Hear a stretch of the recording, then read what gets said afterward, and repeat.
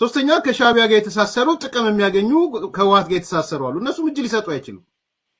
በተለይ የዚህ የህወሓት ጣልቃ ገብነት ከመጣ በኋላ በፋኖ የአንድነት ሂደት ውስጥ ከዚህ በኋላ የማስረሻ ጉዳይ ሳይሆን አሳሳቢ ሊሆን የሚችለው የማስረሻ አጋዦች፣ የማስረሻ አቃፊዎች፣ ማስረሻን አቅፎ ደግፎ እዚህ ጋር ያመጡብን ሰዎች አሁን የት ነው ያሉትኝ? በፋኖ የአንድነት ጉዳይ ላይ ዋና ተሳታፊ ሆኖ የተቀመጠ ዋት ጎይንጎን ትላንትና አንከብክበን 4 ኪሎ ወሰድናቸውን ዛሬ ማምጥተን አማራን ህዝብ ልንበድለው ነው ወይ ድጋሚ? በጣም ሲሪየስ ጥያቄ ነው። ስለዚህ ያ ጥያቄ የአማራ ወጣቶች ውስጥ ክሊክ ስላደረገ ከልባም ነው የገባው ሰው እየተንሸራተተባቸው ይላል። ግን ይሄን ሁሉ ኦዲት ማድረግ ያስፈልጋል። እስከ መቼ ነው የአማራ ህዝብ ትግል ኦዲት ማይደረገው? ትላንት እንዲህ ብሎ ነበር፣ ትላንት ይሄን አድርጎ ነበር፣ ትላንት ይሄን ተሳስቶ ነበር። ዛሬ እዛ ስተቱ ስላለመሆኑ ከዛ ስተት ላለመታረሙ ምን ማረጋገጫ አላቸው? የሄዱት ሰዎች እኮ እጃቸውን የሰጡት እኮ ድሮም ቢሆን ሰርጎ ገቦች ናቸው። ድሮም ቢሆን የፖለቲካ ደሃዎች ናቸው። ድሮም ቢሆን ምንም አይነት አስተዋጽኦ የሌላቸው ናቸው።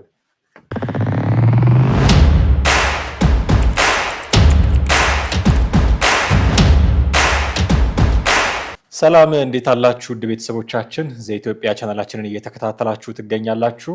አማሃ ደገፋና ጥላሁን አክሊሉ ከእናንተ ጋር በወቅታዊ ፕሮግራማችን ተገናኝተናል። አንዳንድ ቪዲዮዎችን ዛሬ ወደ እናንተ እናደርሳለን። እነዚህ ቪዲዮዎች በዋናነት የሚያተኩሩት ሰሞኑን አማራ ክልል ውስጥ ያለውን እንቅስቃሴ በተለይም የፋኖን እንቅስቃሴ የሚገመገሙ ቪዲዮዎች ናቸው። በጣም አጠር ያሉ ቪዲዮዎች ናቸው። እነሱን እንጋብዛችሁና በዛ ላይ ደግሞ የእኛን ምልከታ እያጋራናችሁ ነው ቆይታ የምናደርገው። ጥላሁን አክሊሉና አማሃ ደገፋ ከእናንተ ጋር አብረን እንቆያለን። እናንተም እስከ ፕሮግራማችን ፍጻሜ ድረስ አብራችሁን ትቆዩ ዘንድ የአክብሮት ግብዣችን ነው። ከኛ ጋር ሆኑ። ጥሌ እንዴት አለ? ሰላም ነኝ፣ እግዚአብሔር ይመስገን። ሰላም ነው አለን። እንግዲህ የአማራ ክልል ጉዳይ ከሰሞኑ ትንሽ የመነጋገሪያ ርዕስነቱ እየጨመረ በተለይም ከዚህ ከድርድር ጉዳዮች ጋር ተያይዞ እየጨመረ በደንብ ትኩረትም እያገኘ የመጣ ይመስላል። ይሄን ተከትሎ በርካታ ሰዎች አስተያየት እየሰጡበት ያለ ጉዳይ ሆኗል። በተለይም እጅ ከመስጠቱም ጋር ተያይዞ ማን ነው እጅ የሰጠው? በግለሰብ ደረጃ ነው ወይ በተቋም ደረጃ ነው ወይ? የእጅ የሰጡት ሰዎች ቁጥር በራሱ ሲያነጋግር ጭምር እያየን ነው እና እነዚህን ጉዳዮች ለማነሳሳት ነው ምንሞክረው። ግን እንደ መነሻ መንደርደሪያ እንዲሆነን አንድ ቪዲዮ ላሳይህና እዚሁ ላይ በተለይም እስክንድርና ማስረሻ ጋር ተያይዞ የተነሳ ጉዳይ ነው። እሱን ልጋብዝህና እዛ ላይ የኛን ምልከታዎች እያጋራን እንቆያለን ማለት ነው። በፋኖ የአንድነት ሂደት ውስጥ ከዚህ በኋላ የማስረሻ ጉዳይ ሳይሆን አሳሳቢ ሊሆን የሚችለው የማስረሻ አጋዦች፣ የማስረሻ አቃፊዎች፣ ማስረሻን አቅፎ ደግፎ እዚህ ጋር ያመጡብን ሰዎች አሁን የት ነው ያሉትኝ? በፋኖ የአንድነት ጉዳይ ላይ ዋና ተሳታፊ ሆኖ የተቀመጠ ከእስክንድር ጀምሮ ማለት ነው። በዋነኝነት ደግሞ እስክንድር። እነዚህ ሰዎች ከትላንት ታሪካቸው ከስተታቸው ተምረዋል፣ የራሳቸውን ፈትሸዋል። ምን አድርገዋል? አሁን እንኳን ወጥተው ሲናገሩ ያየነው ነው በየሚዲያው የምንሰማው።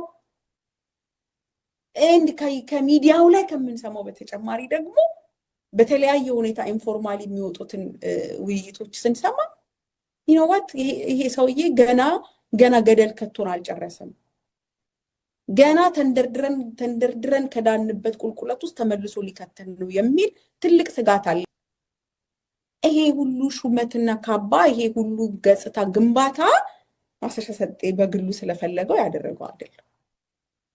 የግሉ ፍላጎት፣ የግሉ ተንኮል፣ የግሉ ተልእኮ እንዳለ ሆኖ እንደ ስብስብ ደግሞ በተለይ ደግሞ እስክንድር ስብስቡን ይዞ መቆየት ስለሚፈልግ በግልጽ ከዚህ በኋላ እንግዲህ ምናስታምመው ከዚህ በኋላ የምንደብቀው ነገር ሊኖር አይችልም። ገመናቸው በአደባባይ ስለወጣ ማለት ነው። እንዲማርበት ፈልጋለሁ። በዚህ ሂደት ውስጥ እኔ አንድ ኮሜንት ሰጪ ነኝ። እኔ አንድ ይመለከተኛል ብዬ የምናገር ነኝ። የትግሉ ባለቤት የሆኑት አካላት ደግሞ ያገባዋል፣ ይመለከተዋል ተባብለው ተሰባስበው ቁጭ ብለዋል። ግን ይሄን ሁሉ ኦዲት ማድረግ ያስፈልጋል። እስከ መቼ ነው የአማራ ህዝብ ትግል ኦዲት ማይደረገው? ትላንት እንዲህ ብሎ ነበር፣ ትላንት ይሄን አድርጎ ነበር፣ ትላንት ይሄን ተሳስቶ ነበር። ዛሬ እዛ ስተቱ ስላለመሆኑ ከዛ ስተት ላለመታረሙ ምን ማረጋገጫ አላቸው? ለመታረሙ ወይስ ኢቭን እነሱ እንደ ስህተት እንደማያዩትና እንደማያዩት በምን ያውቃሉ? እውነት ተራ ይሄ የሱ ክደት ነው? እስኪ ካዱ ድረስስ ምን ይሰሩ ነበር? ለምን መግለጫ የሚያወጡት? ለምን አይዙት? ዘረፈን እንደዚህ ያለን የሚሉትን ካደን የሚሉትን ሰው እኮ አባረናል ብለው መግለጫ መስጠት ለምን አስፈለገ ብለን እኮ ጥያቄ ማንሳት ሁሉ ይቻላል። እንግዲህ እንደሰማኸው ጥሌ መዓዛ መሐመድ ናት ይህንን ሀሳብ የሰጠችው። ማስረሻ ሰጤ ድርድር አድርጎ ከመንግስት ጋር ወደ መንግስት ገብቷል የሚሉ መረጃዎችን እንግዲህ ከሰማን ሰንበትበት ብለናል። ያነሳቻቸው ነገሮች ግን አሉ። የማስረሻ አዛዦች፣ የማስረሻ አጋዦች አሁንም ከኛ ጋር ናቸው። እንደውም ስፔሲፊካሊ በተለየ ብላ እስክንድር ብላ ሁሉን ስም የጠቀሰችው እና እንደውም ለምንድን ነው የአማራ ትግል ኦዲት የማይደረገው እያለች ሁሉ ነበረ። ከዚህ በፊት ያደረጉትን ያጠፉትን ነገር ከነጠፋታቸው ነው እየመጡ ደግሞ ገደል ከቶን አልጨረሰም ሁሉ ትላለች እና እስክንድርን ይሄ ሰውዬ ገደል ከቶን ሁሉ አልጨረሰም እያለች ነው። እና የማስረሻ አጋዥ ነው እስክንድር ማለት እንችላለን ከሚሰጠው መግለጫ ተነስተ። እንግዲህ ፋኖን መጀመሪያ ከመሰረቱት ውስጥ አንዱ የማስረሻ ሰጤ እስክንድርም ነበረበት። ያው ምናልባት ከአመራሮች ውስጥ አንዱም እስክንድር ነው። ኋላ ላይ ግን በእስክንድር አመራርነት ሁሉ ብዙ ቅሬታና ብዙ ተቃውሞ መጥቷል። እዚህ ጋር የምትመለከተው በመዓዛ ንግግር ላይ የማስረሻ ሰጤ መደራደርን አፕሩቭ አድርጋለች ወይም ተቀባይነት እንዳለው ተናግራለች። የራሱን ዝና ለመገንባት ወይም የግል ፍላጎት ወይም ኢንተረስቱ እንዳልሆነ ነው የገለጸችው። ከዚህ ጋር በተያያዘ ይሄንን ድርድር የተቃወሙ ከመጀመሪያ ጀምሮ አጥብቆ የተቃወመ ያው እስክንድር ነው። እንግዲህ እስክንድር ምንድነው የተናገረው? ማስረሻ ሰጤ ከድርጅቱ ተባሯል፣ ተባሮ የሚል ነው። ተባሮስ ምንድነው ያደረገው? ይሄ ሰውዬው ተባሮ እኮ ወደ ሰላም ነው የመጣው እና ሰላምን እንደ አማራጭ ማለትም ከዚህ በኋላ ጦርነት እንደማያስፈልግ በማሰብ ነው ወደ ሰላም ድርድር የመጣው። ነገር ግን እነዚህ ሰዎች አሁን ምንድነው ከዚህ በኋላ በሰላም በጦርነት ለመቀጠል ነው ወይ ሀሳባቸው? ማለት የሰላም ድርድሩን ሲቃወሙ ሀሳባቸው ወይም አቋማቸው በጦርነት የመቀጠል ነው የሚለውን ነው የምትመለከተው። እንትና የተናገረችው ሀሳብም ይሄንን ነው። ይዞን ወደ ገደል ሊገባ ነው ከዚህ በኋላ ገና ገደል። አዎ ማለት ያው እስካሁን ድረስም የሄደበት አቅጣጫ ጦርነት ነው። በክልሉ ላይ የደረሰው ነገር ይታወቃል። ስለዚህ አሁንም የጦርነት አዝማሚያው የጦርነት አራራው ያልበረደለት እንደሆነ ነው የምትመለከተው። በሌላ በኩል ከእስክንድር ውጪ አሁን በፋኖ ውስጥ ከፍተኛ መከፋፈል እንዳለ ግልጽ ነው። ግን ዋናው ነገር ምልህ አሁን ፋኖ የተከፋፈለ ነው እንኳን ብለህ ብትል አንዱ እንትን የማስረሻ ሰጤ ቡድን ብቻውን አይደለም። ማስረሻ ሰጤ አብሮት መስፍን አባተም እንግዲህ አመራር ነበር አይደል? እነሱ በአመራር ደረጃ ሆኑ እንጂ ከስራቸው በጣም አሉ። አሁን ትናንትና መግለጫ ሲሰጡ ነበሩ።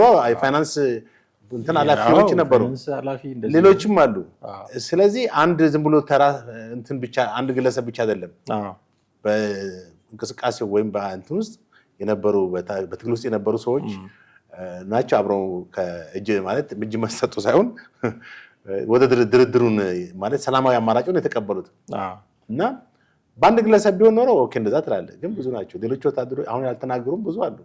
በአጠቃላይ ይህን የሰላም ሁኔታ የሚፈልጉትም ሰዎች አሉ። ምናልባትም መቀጠል የሚፈልጉም አሉ። በሁለት አቅጣጫ ነው የምትመለከተው እንግዲህ ሁኔታውን። ዝም ብለህ የተማረከ ወታደር አድርገህ ልትመለከተው አትችልም። ወይም ሂዶ ዝም ብሎ በእንትን በግብታዊነት ሄዶ የተደራደረ ሰው ነው አድርገህ ልትመለከተው አትችልም። ምናልባት ምን ሊያተርፍ ነው ከዚህ በኋላ ማለት አሁን እንደ ብለህ አሁን አስቸጋሪ ነው እኮ ሁልጊዜ የብዙሃን ማለት አስተሳሰብ ነው አንዳንድ ጊዜ ጎልቶ ይወጣል። ያ አስተሳሰብ ልክ ካልሆነም በዛ አስተሳሰብ ውስጥ ትዋጣለህ እና ይሄን ነገር ከዚህ ባለፉት 2-3 ዓመታት ውስጥ ከጀርባ ሆኖ ሲያራግቡ ሲያጨቦጭ የነበሩ ደግንቶች አሉ። አሁን የነዛም ተቃውሞ የነዛም ቅሬታና ጫናም ቀላል አይደለም። በሶሻል ሚዲያ እያካሄዱት ያለው ካምፔን እና እውነት ይመስላል በአንድ በኩል ማለትም ማስረሻ ሰጤ ከድርጅቱ የተባረረ ወይ ብልጽግና ጠልፎት ወይም ከአማራ ክልል ጋር ሰርጎ ገብ እንደ አይነት ነገር ነው። ግን የወሰደው የሰላም አማራጭ ነው፣ ሌላ ነገር አይደለም። እነዚህ ሰዎች ምንድነው መጨረሻቸው? እሺ ይሄን ካልፈለጉ በጦርነት የመቀጠል እነሱ እዛ በአማራ ክልል ውስጥ እንደፈለጉ ጦርነት ያካሂዱ በመቆሚያ በሌለው ጦርነት መቀጠል ነው የፈለጉት። ያ ግን የሚያስኬድ አይደለም። ዞሮ ዞሮ እኮ አንድ ቀን መቆም አይቀርም። እነሱም ባሉበት መንገድ እንኳን ቢኬድ አንድ ቀን ግን አሸናፊ አይኖረውም። ያለ አሸናፊ ቀጥልና የሆነ ቀን ይቆማል። በሚቆምበት ሰዓት ደግሞ ከዚህ በኋላ ለምሳሌ 5 ዓመት እንኳን ጦርነት ቢካሄድ በ5 ዓመት ውስጥ የሚያልቀውን ህዝብ አስብ። ከብዙ ውድመት በኋላ ከብዙ ጥፋት በኋላ ነው። ስለዚህ ያ ከመሆኑ በፊት ቀድሞ ይሄንን እርምጃ መውሰዱ መልካም ነው ብዬ ነው የማስበው። የብልጽግና ተለጣፊ ሆኖ የብልጽግና ሐሳብ ወይንም ለሰርጎ ገብም ተብሎ ይባል whatever it is ግን ሰላምን ነው የመረጠው ማለት በክልል ውስጥ ያለውን ቀውስ ወይም ግጭት ወደ ሰላማዊ መንገድ ማምጣት የተሻለ አማራጭ ነው ብዬ ነው የማስበው። እንግዲህ ያነሳችሁ ነገር አንድምታውን ስታየው እነ ማስረሻ ሰጤ እንዲደራደሩ ከመንግስት ጋር አብረው እንዲሰሩ ያደረገ አዛዥ ነው እስክንድር ነጋ። ያንን ያደረገ ሰው ልክ ምንም እንዳላደረገ ከነ ማስረሻ ሰጤ ጋር አብሮ እንዳልነበረ ሰው አሁን የፋኖ አካል ሆኖ የአንድነት ስራ ለመስራት እየመጣ ነው የምትለው እና ይሄ ደግሞ ይጎዳናል። ኦዲት ማድረግ አለብን ስትልም እኮ እሱ ያጠፋቸውን ጥፋቶች አምኖ ይቅርታ ጠይቆ ከዚህ በኋላ ተስተካክሎ መምጣቱን ሳናቅ ደግሞ መጥቶ እንደገና ገደል ገፍትሮ ሊጨርሰን ነው። ተመልከት እንግዲህ ከማስረሻ ሰጤ ለይቻ ላይሆን ነው። በጣም እዚህ ጋር የምትመለከተው እስክንድር ሁልጊዜ አንዳንድ የኢጎ እንትንም አለው ማለት ነው። ከባድ ኢጎ ይዝም ማለትም ድርጅቱን በበላይነት የመምራትና ያንን ነገር የማስቀጠል የድርጅቱን ማለት የትግል እንትኑን ማስቀጠል ሳይሆን የራሱንም ስም አብሮ በዛ ውስጥ ትልቅ ሚና እንዲኖረው ማድረግ ነው። ስብስቡን ይዞ መቆየት ስለሚፈልግ ነው ያለችው። አዎ በዛ ውስጥ የመሪነት ፍላጎትን በጣም ያለው ሰው ነው እስክንድር። እንግዲህ ድሮም ጀምሮ የኢትዮጵያ ንጉሠ ነገሥት ሆናለሁ አይደል የሚለው እንደዛ ነው እኮ ሐሳብ አለው። እንግዲህ ማለት የኢትዮጵያ ንጉሠ ነገሥት መሆናለሁ ብሎ የሚያስበው ሰውዬ በዚህ በፋኖ በኩል መምቶ ነው እንግዲህ ንጉሠ ነገሥትነቱን የሚያረጋግጠው ማለት ነው። እንግዲህ ከተሳካለት ጥሩ ነው። ግን ያ በጣም የሚሳካለት ብቻ አይደለም፣ ምንም የትም ሊያስኬደው የማይችል ነገር እንደሆነ የምትመለከተው እንደገና የአማራን ህዝብ ትግል ማለት እየመራ እንደሆነ ነው አሁን እያሰበ ያለው። ያም ያስኬድ አይደለም። የአማራ ህዝብ ትግል እኮ የምትመራው የአማራ ህዝብ አፕሮች ሲያደርግ ነው። አንተን ትግልን እየመራልኝ ነው ብለህ ስትል ነው። ባለፈው ሳምንት አንስተናል። ቢያንስ ህወሓት በትግል ውስጥ እያለ እኮ የትግራይ ህዝብ ለነሱ ነፃነትና እኩልነት ፍትህ እየታገለ እንደሆነ ያምኑ ነበር። አሁን ኋላ ላይ ህወሓት አበላሸ እንጂ ታሪኩን እንዳለ ደመስ እንትናለ እንጂ ህወሓት የትግራይ ህዝብ የነፃነት እንትን ብሎ ነው የትግራይ ህዝብ ይቀበል የነበረው። ነገር ግን ከቅርብ ጊዜ ጀምሮ በትግራይ ህዝብ ዘንድ ያው ምንም ተቃውሞን ያተረፈው። የአማራ ህዝብ ግን ፋኖን በዛ መንገድ ይመለከተዋል ወይ? በእውነት ለመናገር ማለት ነው ስለ አማራ ህዝብ ነፃነትና ፍትህ የሚታገል እንደሆነ አድርገው አብዛኛው አማራ ህዝብ ይቀበላል። ከዛ ይልቅ ህዝቡ ወጥቶ መግባት አለመቻሉን ነው በየጊዜው ሮሮ ያሰማ የነበረው። እንደውም አንድ ጊዜ በምስራቅ ሸዋ ምስራቅ ጎጃም ደንበጫ በተባለ ከተማ ላይ ህዝቡ ተሰብስበው እኮ በቃ አንፈልግም ጦርነት እስከማለት ደርሷል እኮ። እና ይሄ ሁሉ ነገር እንግዲህ ስትመለከተው በደንበጫ ነው በምዕራብ ጎጃም ዞን ምስራቅ ሳይሆን ምዕራብ ጎጃም ዞን ደንበጫ ከተማ የጥፋት ልጆችና መዘዞች የሚል ውይይት አካሂዶ ነበር።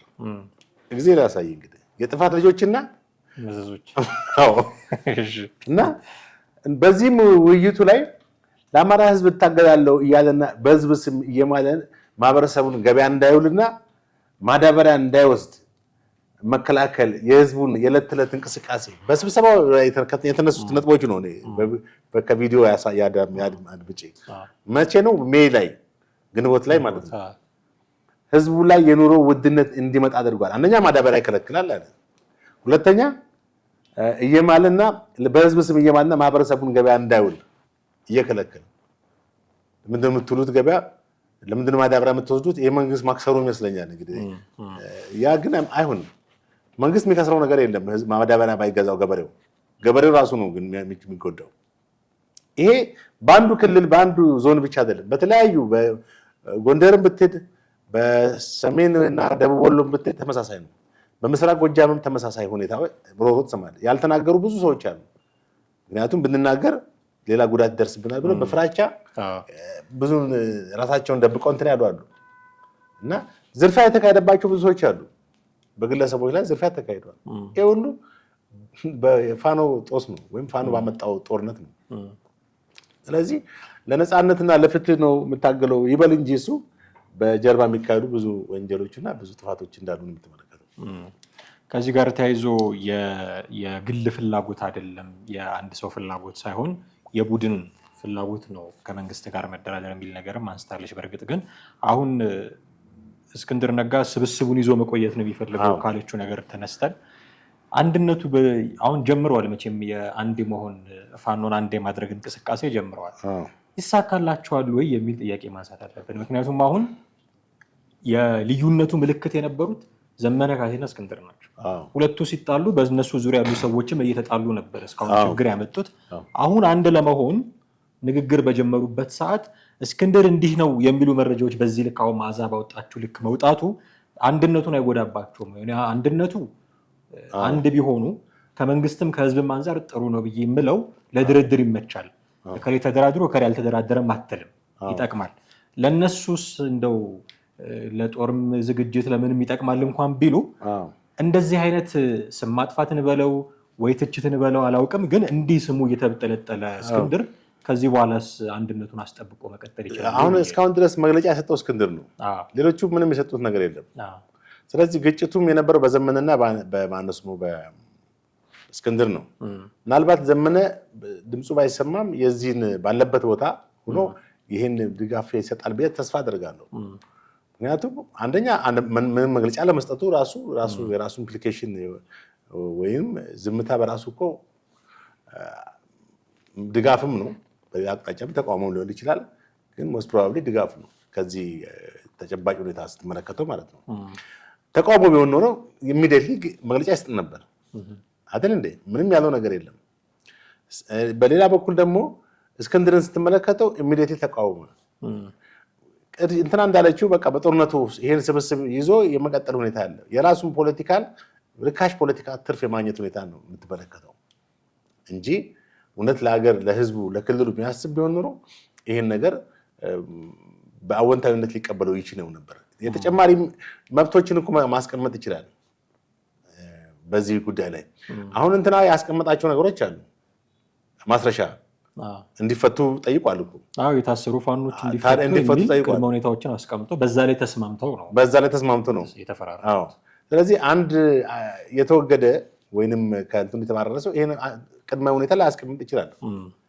ተስማምተናል ብሎ ያኛውን አደባብሶ ሊያልፉ ይችላል። እውነት የፓርቲውን ማለትም የግሉን ፍላጎት ቢሆን ኖሮ። ስለዚህ እኔ የምልህ አሁንም ቢሆን በዚህ የሰላም እንትኑ ላይ እንደገና ተጨማሪ ማለት ተቃውሞ ከማቅረብ ይልቅ የሰላም ሂደቱን የበለጠ አስተማማኝነቱን ማረጋገጥ ይገባል። ይሄ ደግሞ ምንድነው አስተማማኝነቱን ለማረጋገጥ ምልህ ከዚህ በኋላ አሁን ጦርነት እናደርጋለን እንቀጥላለን ብሎ ቢሉም እኮ ምንም የሚያስኬዳቸው ነገር የለም። አሁን ተመልከት፣ መንግስትም ይሄን ሰላም አማራጭ አገኝቷል። አንድ በህዝብ ዘንድም ይፋዊ የሆኑ ነገሮች ታይተዋል። ስለዚህ አሁን መንግስት ነው በፖለቲካውም ቢሆን በወታደራዊ የበላይነቱን ሊቀዳጅ የሚችለው። እነሱ የከሰረ አካሄድ ነው የሚሄዱት። ከዚህ በኋላ ምንም ነገር እንትን አይሉም። ተደራድሮ የለም ይባላል እንጂ ዲቴይል ውስጥ ፖለቲካቸውን ውስጥ ሽኩቻቸውን አያውቅም አብዛኛው። እና አሁን የሚያየው ምንድነው የአማራ ፋኖ መደራደሩን ነው። እነሱ እንግዲህ ተወግዶ ነው እንትን ያለ ነው የተባረረ ነው ምናምን ይበሉ የፈለገው ነው። ግን ቢያንስ የፋኖ አመራር የነበረ ዋና አመራር የነበረ አንድ ብቻም ሳይሆን 2 3 4 ብዙ ናቸው። ስለዚህ እነዚህ ሰዎች እንግዲህ የሰላምን እንዳማራጭ አድርገው ደግሞ ከሰላም ውጭ ሌላ አማራጭ ሊኖር አይችልም። ከሰላም ውጭ ምን አማራጭ አንድ እንትን ይላል there never was a good war or a bad peace ይላል። የጦርነት መጥፎ የጦርነት ጥሩ የሰላም መጥፎ የለውም። ቤንጃሚን ፍራንክሊን ናቸው እንደዚህ ያሉ የአሜሪካን ፎርፋዘር ኦፍ አሜሪካን ወይም የአሜሪካን መስራች አባቶች ከሚባሉ የቀድሞ የአሜሪካ ዲፕሎማትም ፖለቲካም የፈጠራም ሰው ነው። ቤንጃሚን ፍራንክሊን ያው ይታወቃሉ እና ይህን ተናግሯል። ዊንስተን ቸርችል ደግሞ war is brutal and futility ይላሉ። በጦርነት ጨካኔና ከንቱነት ነው ማለት ብክነት ነው ውድመት ነው እንጂ ሌላ የሚተርፍ ነገር የለም። ጦርነት ካለ ሁልጊዜ ሞት አለ እንትን አለ። እንደገና ዊንስተን ቸርችል there is only a closer and the loser is mankind ይላል። a tragedy of war በሚለው እንትን ማለት የጦርነት አስከፊነት የጦርነት ትራጀዲ በጦርነት የምታጣው ሰውን ነው አይደል?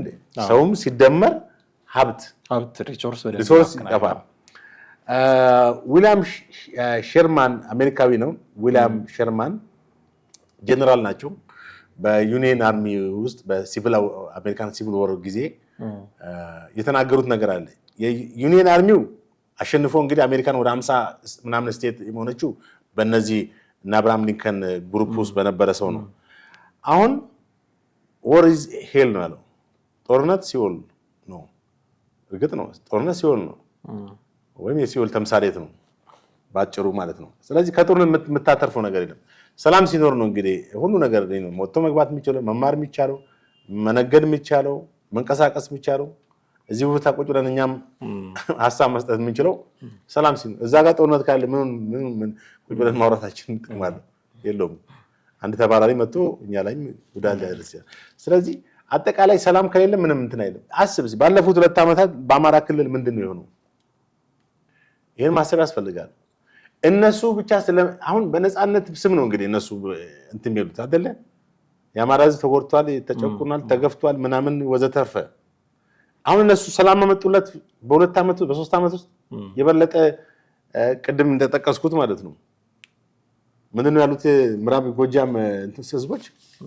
አዎ የጥፋት ልጆችና መዘዞች ነው ያሉት በሚል አጀንዳ መሪ ቃል ነው ንግግር ማለት ውይይት ተካሂዶ እና ለአማራ ህዝብ እታገላለሁ እያለና በህዝብ ስም እየማለ ራሳቸው አማራ ህዝቦች ያሉት ነው እንግዲህ የደገምኩት እንጂ ከራሴ ፈጥር ያለ እየማለ ማህበረሰቡን ገበያ እንዳይውልና ማዳበሪያ እንዳይወስድ በመከልከል የዕለት ተዕለት እንቅስቃሴን እንዳያደርግ በማስተጓጎል ህዝቡ ላይ የኑሮ ውድነት እንዲመጣ አድርጓል። ማን? ፋኖ ነው ያሉት። እኛ ፋኖ ላይ የተለየ ቂም ኑሮን የተለየ ጥላቻ ኑሮን አይደለም፣ ድርጊቱን ነው እኛ ምን ኮን ነው እንጂ ግለሰቦች ገሌ ብለን አይደለም። ገሌ የምንለበት ምክንያቱም የአመራሮች ስለሆኑ ነው፣ ድርጅቱን ስለሚመሩት ነው እንጂ ፐርሰናሊ ምንም አይነት ጥላቻ ጉዳይ ኖሮን አይደለም። እና አሁን አጠቃላይ እንግዲህ የበለጠ የሚሻለው ነገር ምንድነው? በሰላም ሂደቱ ውስጥ ጥያቄ ማቅረብ ይችላሉ። ፖለቲካዊ ጥያቄዎች ይኖራቸዋል። እነዚህ ጥያቄዎች ማቅረብ ይችላሉ። አሁንም እኮ የመጀመሪያ እንትም የአማራን የታገቱትን የታሰሩትን ልጆች እንዲፈቱ ጠይቋል። ሌሎች ጥያቄዎችም ይኖራሉ። አዎ።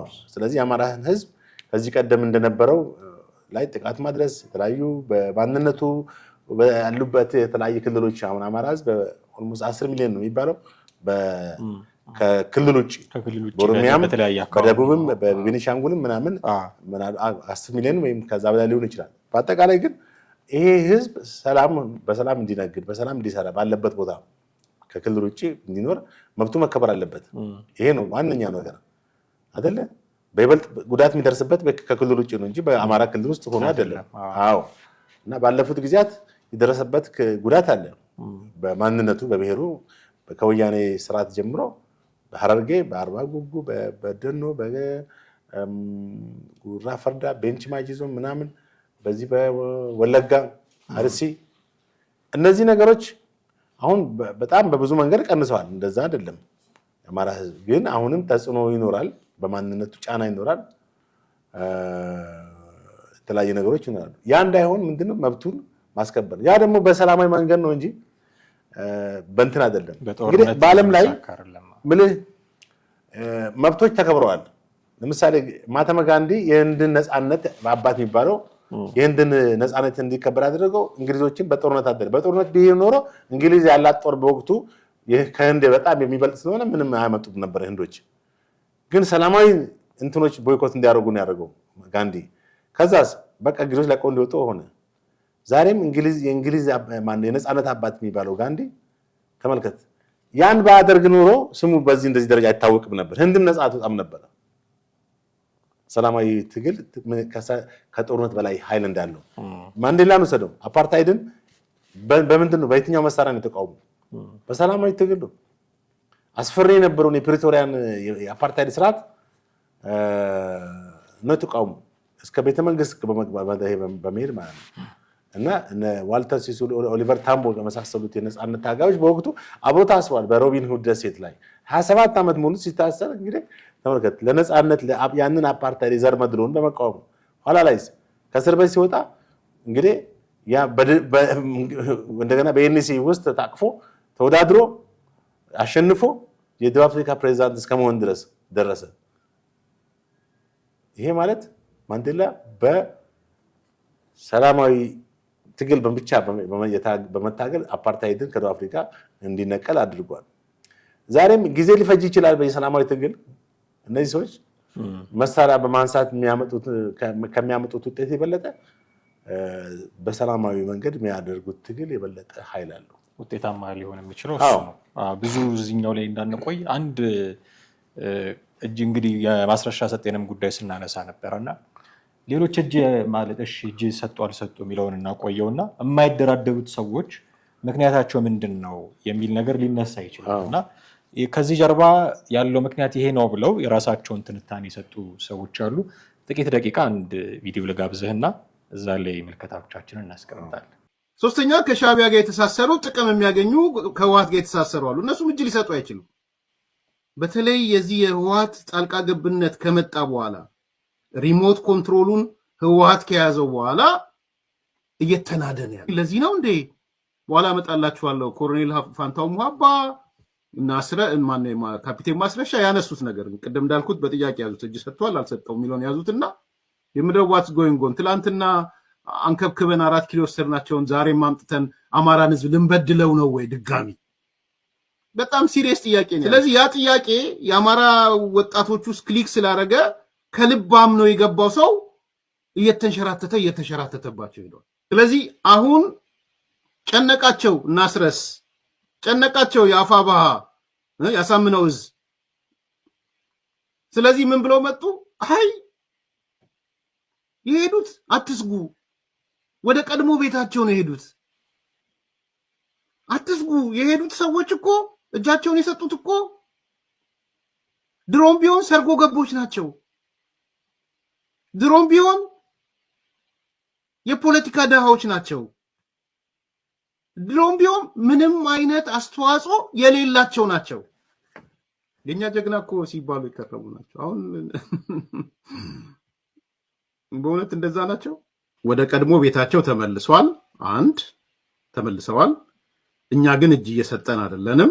2 ይሄን መግለጫ ዋነኛ ዓላማው እጅ እንዳልሰጠን ለማሳወቅ ነው። ወቁልን፣ እኛ እጅ እየሰጠን አይደለም። እውነተኛ የትግል ዓላማ የያዝን ሰዎች አሁንም የትግሉ ጫካ ውስጥ ነው ያለነው። አሁንም በትግል ሜዳ እንገኛለን። እንዳትፈሩ፣ እንዳትበረግጉ ጥላሉ። አሁንም ምን ይላሉ? እነዚህ እጃቸውን የሰጡ አካላት አሰስ ገሰስ ናቸው። ዘመነ ባይዘው ዘመነ የት ነው ያለው? እስቲ ንገሩን፣ ዘመነ የት ነው ያለው? እንዲሁ ከይሄ የሚዲያ ጋጋታና የሚዲያ ውታንተው የት ነው ዘመነ ያለው? እስቲ ዘመነ እዚህ ቦታ ነው ያለው በሉ። እንግዲህ እንደሰማኸው ጥሌ የሰጡ ሰዎች አሉ፣ ተደራድረው ለመንግስት የገቡ ሰዎች አሉ እና ማስረሻ ሰጤ፣ ሌሎች በጣም በርካታ በየዕለቱ እንደውም ስምምነቱን መሰረት በማድረግ እያሉ መሳሪያ የሚያስረክቡ እና ለመንግስት የሚገቡ በርካታ ሰዎች አሉ። በተቃራኒው እጅ ደግሞ ያልሰጡ ሰዎች አሉ። እነዚህ ሰዎች ምክንያታቸው ምንድን ነው የሚለው ጥያቄ ሲነሳ ኤርሚያስ ካነሳቸው ምክንያቶች መካከል አንዱ የቲፒኤልኤፍ እና የሻዕቢያ ቀጥተኛ ታዛዦች ስለሆኑ ነው የሚል ነገር ሲያነሳ እንሰማዋለን። ሌሎቹ ግን ይሄን ነገር የሚቀበሉት አይደሉም። ዳግም ህወሓትን ተሸክመን 4 ኪሎ አስገብተን የአማራን ህዝብ ልንበድለው ነው ወይ የሚል ጥያቄ ያላቸው ሰዎች ናቸው የተደራደሩት። እነዚህ ሰዎች ደግሞ ምንም ፖለቲካዊ አስተዋጽኦ ያላቸው አይደሉም። ከኛ የወጡ የከዱ እንደውም ሰርጎ ገቦች ናቸው እያሉ ደግሞ የሚተቿቸው በርካታ ሰዎች አሉ። ስለዚህ እነዚህ እጅ ያልሰጡ ሰዎች ከሻዕቢያና ከቲፒኤልኤፍ በመጣ ቀጥተኛ ትዕዛዝ የሚተዳደሩ ስለሆነ ነው የሚል አመክንዮ ያላቸው ሰዎች አሉ። እንደው አብረን እንድትሄድበት የህወሓትን ጉዳይ በእርግጥ ከፋኖ ጋር መስራቱ እነሱ እንዳይደራደሩ እጅ እንዳይሰጡ ማግባባቱ አለ ከተባለ እነሱን አውጥተው ወደፊት የሚናገሩ ሰዎች ካሉ በሌላ መንገድ ራሳቸውን ደግሞ እንዲገነጠሉ ፕሮሞት የሚያደርጉ ሰዎች ደግሞ መስማት ጀምረናል። ለምሳሌ ትላንት ክንፈ ዳኘው የቀድሞ የሜቴክ ኃላፊ መገንጠል አለብን፣ የራሳችንን ሀገር መመስረት አለብን ብሎ ሲናገር ስንሰማው ነበር። እና በአንድ በኩል ተገንጥለው አገር መሆን የሚፈልጉ ሰዎች አሉ የህወሓት ሰዎች፣ በሌላ በኩል ደግሞ እንዲህ ከፋኖ ጋር እየሆኑ ግማሹ እጅ ሲሰጥ ግማሹ እጅ እንዳይሰጥ ትዕዛዝ የሚሰጡ ሰዎች እንዳሉ ነው የሚነገረው። እንዴት ነው ይህንን መገምገም የምንችለው ብዬ ቅድም እንግዲህ ከተናገርነው ሀሳብ ጋርም የሚገናኝ ነው። ቅድም እንዳልነው እነዚህ አሁን ሰርጎ ገቦች ናቸው ምናምን እጅ የሰጡት ወይም መንግስት ኦልሬዲ ከመንግስት ጋር አብረው ይሰሩ ነበሩ የሚለው አንዳንዴ ምልህ እነሱ ያንን ማድረግ ስላልቻሉ ኮምፕሌክስም ነው። ኢንፌሪዮሪቲ ኮምፕሌክስ ብለው ሱፔሪዮሪቲ ሊሆን አይችልም። ኢንፌሪዮሪቲ ነው፣ የተሸናፊነት ቀውስ በለው። ይሄ በዚህ ኢንፌሪዮሪቲ ኮምፕሌክስ በቃ እነሱ ያንን ማድረግ ስላልቻሉ እነ እስክንድር ቢያደርጉ ኖሮ በቃ በሰላም ድርድሩ ቅዱስ ስራ ነው የሚሉት። አሁን እነሱ ቀድሟቸው ስለቀደማቸው ማስረሻ ሰጠ። ይሄ ነው የሚያበሳጫቸው፣ ሌላ አይደለም። እነሱም አሁን ባሉበት የጦርነት እንትን ሙሉ በሙሉ አምነውበት አይደለም። በቃ አንዴ ካፈርኩ አይመልሰኝ አይነት ነው። አንዴ ጀምረናል ትግሉን፣ ቲፎዞ አለን፣ በዚህ ቲፎዞ መሰረት እንቀጥላለን። እንትናቸውን ነው ዳታቸውን ነው እያዩ ያሉት። ምን ያህል ቲፎዞ አለ፣ ሶሻል ሚዲያው ምን ያክል አጨብጭቦልናል፣ ያላጨበጨበልን ደግሞ ባንዳ ነው ወይ ማለት እነሱ በሚሉት ቋንቋ ማለት ነው። ባንዳ እንግዲህ ባንዳ ልቅንስ ከሻዕቢያ ጋርና ከሌሎች ኃይሎች ጋር ከህወሓት ጋር የሚገናኝ ነው። አሁን አንተ እንዳልከው ህወሓት እንግዲህ የተጨበጠን ነገር የለውም። በአንድ በኩል የሰላም ፍላጎት ያላቸው የህወሓት አመራሮች እንዳሉ ጦርነት አንፈልግም ብሎ ሌተናል ጀነራል ታደሰ ብዙ ጊዜ ይናገራል። በያ በኩል ደግሞ የሚያደርጉት እንቅስቃሴ እንዳለ ይታወቃል። ባለፉት ጊዜያቶች ብዙ ጊዜ አንስተናል ስለ ህወሓት የጦረኝነትና የጦር ናፋቂነት። አሁንም የሚፈልገው ግብ አለ፣ የሚፈልገው የፖለቲካ መዳረሻ አለ። ያንን እስኪያሳካ ድረስ ህወሓት ዝም ብሎ ይቀመጣል ማለት አትችልም። ራሱ ያልቻለውን ደግሞ በነፋኖና በሌሎች ኃይሎች በነሸኔ ማስፈጸም ይፈልጋል እንጂ አሁን ህወሓት በየትኛው የፖለቲካ እንትኑ ነው ለአማራ ህዝብ ነፃነት አስበው ለህወሓት ማን ነው ፋኖን የሚረዳው? ይሄን እንኳን ማወቅ አልቻሉም። የህወሓትን ማኒፌስቶ እንኳን ወደኋላ መለስ ብሎ ማየት አልቻሉም። የህወሓት ማኒፌስቶ እኮ አማራ የትግራይ ጠላት ብሎ ነው የጀመረው። ሰብራለሁ ብሎ ነው የተነሳው። ታዲያ የአማራን ህዝብ ላለፉት 30 ዓመታት ሲያኮላሽ የነበረ እንዳይወልዱ ወንዶቹ እንዳይወልዱ ያደረገ የነበረ ስንት ግፍ በአማራ ህዝብ የሰራ መሆኑን ያውቁታል እኮ እነ እስክንድርም ሆነ ሌላው ያውቁታል። አሁን ድርድሩን የሚቃወሙ ሰዎች እስክንድር ራሱ በህወሓት ምን ያህል ግፍ ደርሶበታል።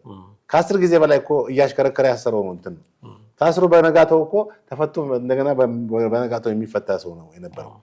አታስታውስም እንዴ? እስክንድር ኮር የሰበረ ሰው አይደል እንዴ? በወያኔ ስራ እዛ እስር ቤት እንደሱ ታስራለ። ያቺ ቢጫ ፌስታል ትመሰክራለች እሱ ሲወጣባት የነበረችው እና አሁን ደርሶ እነሱ የሰላም እንትኑን የሚያጥላሉና እንትን የሚሉት በእርግጠኛነት እነሱ ቀድመው ፍሮንት መምጣት ስላልቻሉ ነው። ተደራድሮ ቢሆን ኖሮ በቃ ሁኔታውን በጣም ትክክለኛ አቋም ትክክለኛ እንትን ወስደናል፣ ከመንግስት ጋር ተደራድረናል፣ የፖለቲካ እንትናችንም ጥያቄ ይመለሳል ምናምን ይፎግሩ ነበር። አሁን ያንን ስለቀደማቸው ማስረሻ ሰጠ ያላቸው አማራጭ ያንን ማብጠልጠል ነው። እንደዛ ነው እንግዲህ የተያዙት። ግን አሁንም የሚሻለው ነገር ምንድን ነው? ጦርነት በቃ የአማራ ህዝብ የትግራይ ህዝብ በአጠቃላይ ኢትዮጵያ ህዝብ አይፈልግም። ሰላም ነው የሚፈልገው። እነሱ ምንድን ነው ከኋላው ነው ማዋጋት ነው የሚፈልጉት። መቼም ጦርነት ውስጥ አይገቡም እነሱ አይደለ? ያኔ የፈረደበት የድሃን ህዝብ የድሃን ልጅ ህዝብ ማስገደል ነው። ያ መቆም አለበት። በቃ የሚዋጋውም ወታደር እኮ ለነፍሱ ማሰብ አለበት እኮ። ለምን ይሞታል? ለማይረባና ትክክለኛ ላልሆነ ዓላማስ ለምን ይገደላል? ይሄን ነው ማስተዋል ያለበት። ቅድም ሰው እየተናገሩት ብደግም ደስ ይለኛል። የጥፋት ልጆችና መዘዞች በሚል ነው እንግዲህ አጀንዳው በደንበጫን ከተማ የቀረበው አጀንዳ። ስለዚህ ምንም እንትን የሚለው ኤርሚያስ የተናገረው ትክክል ነው። በአሁኑ ሰዓት እነ ዘመነም የት እንዳሉ አልታወቀም። ቢኖሩ የሆነ ቦታ አሉ። አክቹዋሊ መቼም ቢሞቱም እንሰማለን። እንግዲህ ግን መስጠት አልፈለጉም። የክፍፍሉ እንትን አደገኛ ነው ማለት ነው። ወይም ክፍፍሉ እንደዚሁ በቀላሉ እንትን ዘመንና እንትን አብሮ ለምን አይሆንም? እሺ እስክንድር፣ ያም ግጭት ስላለ ነው፣ ልዩነት ስላለ ነው። በአጠቃላይ እነሱ ምንድን ነው የማስረሻ ሰጤን እንትን ተወግዷል በሚል ነው። እነሱ ሰላም አይፈልጉም ወይ?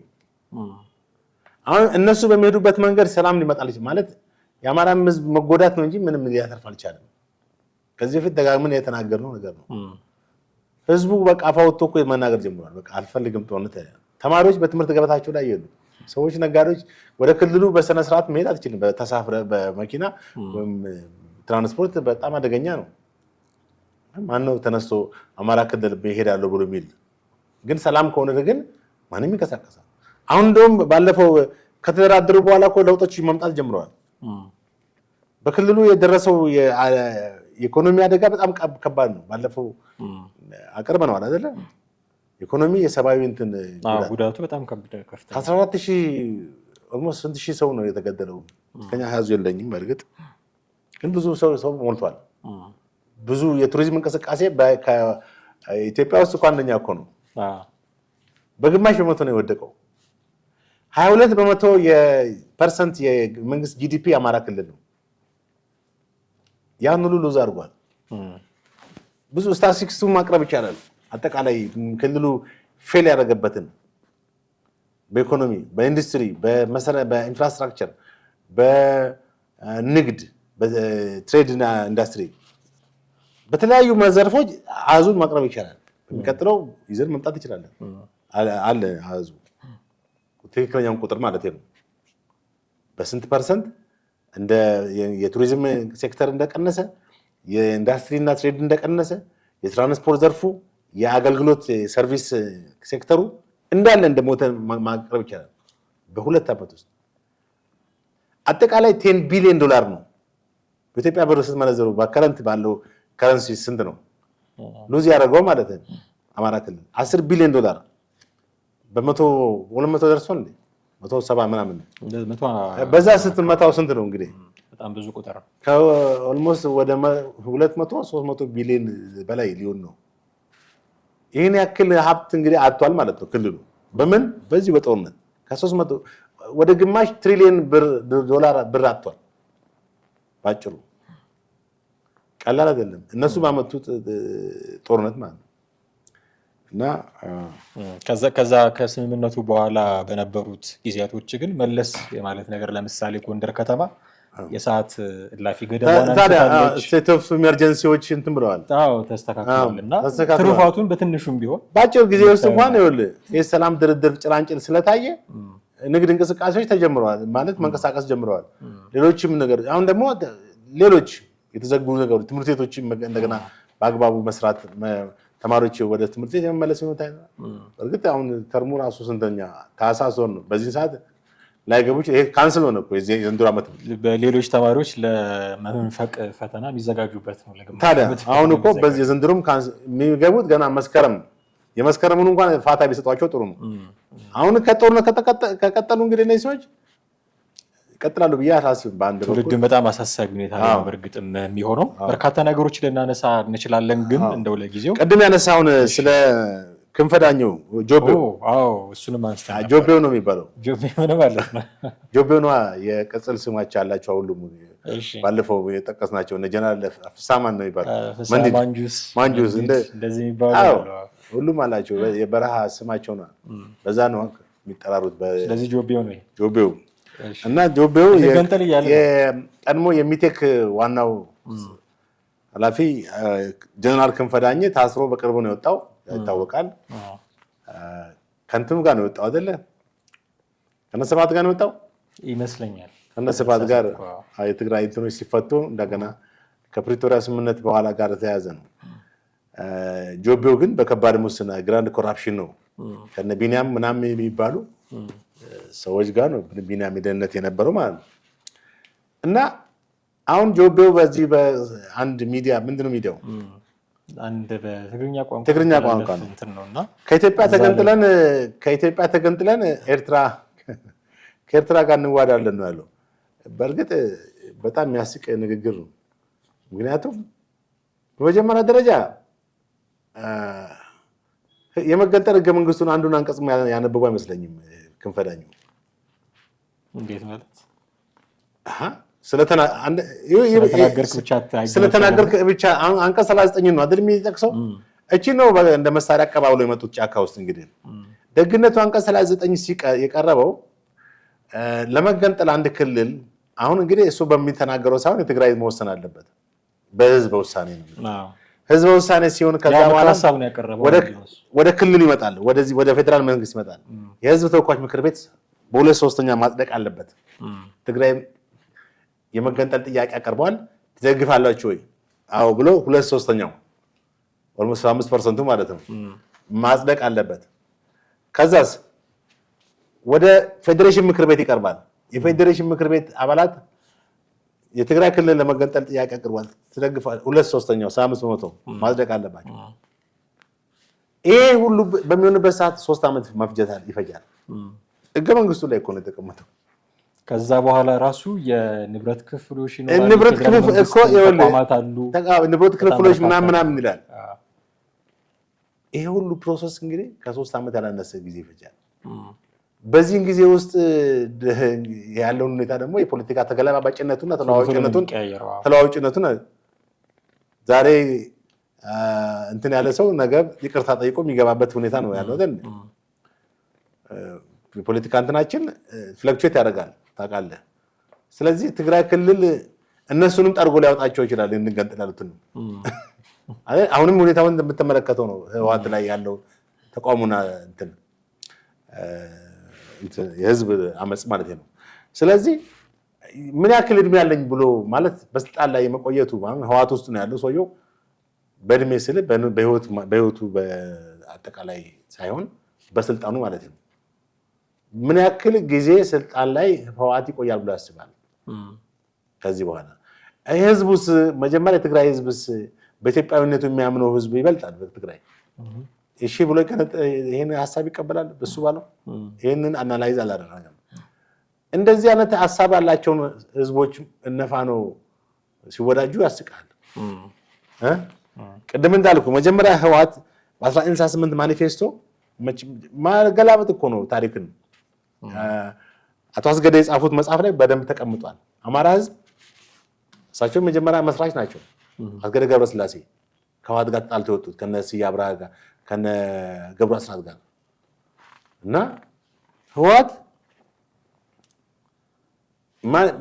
አማራ የትግራይ ህዝብ ጠላት ነው የሚል ማኒፌስቶ 1968 ያረቀቁት። እንግዲህ እነዚህ ለአማራ ህዝብ እንታገላለን የሚሉ ፋኖች ደግሞ ህወሓትን ጋር አብረን ካልሰራን በዛ ላይ ደግሞ ቅድም እንዳልከው ከህወሓት ከዚህ ከፋኖ ውስጥ ኖ 4 ኪሎ ወስደን አዝለን እንዴት 4 ኪሎ እናስገባለን? ትክክል እኮ ነው። ያን ሁሉ ግፍ 27 ዓመት በኢትዮጵያ ህዝብ ላይ የፈጸመ ድርጅት ፖለቲካ ድርጅት አሁን እንደገና ደግሞ ተመልሶ ኢትዮጵያ በመጀመሪያ እነሱ ስላመጡትም ኢትዮጵያ ህዝብ ይቀበለዋል ህወሓትን ከዚህ በኋላ የማይታሰብ ነው። ግን ቢሆንም ይሄን ማድረጋቸው በጣም ስህተት ነው። ስለዚህ እነዛኞቹ ልክ ናቸው ማለትም መስራት አንፈልግም ከህወሓት ጋር ምክንያቱም ታሪካዊ ስህተት ነው። እንደገና ስህተትን በስህተት አታርመው። በጣም ጥሩ ጥሌ፣ እጅግ አድርጌ ያመሰግናለሁ። በርካታ ነገሮችን አንስተሃል። ውድ ተመልካቾቻችን እናንተንም እጅግ አድርገን እናመሰግናችኋለን።